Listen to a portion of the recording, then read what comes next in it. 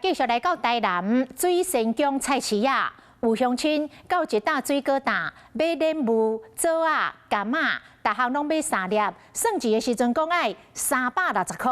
这个乡亲带一条，哪会遮尼啊贵咧？都甲铺起的网络顶问讲，这种计数敢有正常？有网友甲回应讲，伫迄个所在是专门咧卖互观光客，本来就无俗。 新鲜的莲雾、柑仔摆伫咧摊位，外形小水，看起来水个把水，向民众来遮交关。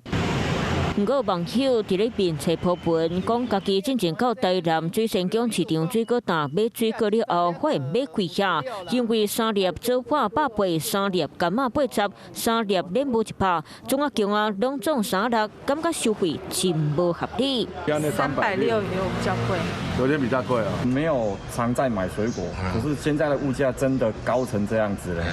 哎呀，我真的买不下去，真的太扯了啊！这里的水果是比较贵一点点啊，可是水仙宫的水果会比较贵一点，比其他安平那些都贵。这个水果看起来是不太会贵啊。 现在水果加起来360、70，觉得还好。民众的看法无共款，普文一个出来，有真侪网友拢来留言，讲这水果介绍本身就无俗，专卖观光客所在。若是我着袂买呀，那咱实际来到这间水果摊，多好人无伫咧做生意。不过照同款的水果含数量，伫咧附近另外一档水果摊买，敢若165就当买着。差不多165呢，啊你啊过年一阵是差不多。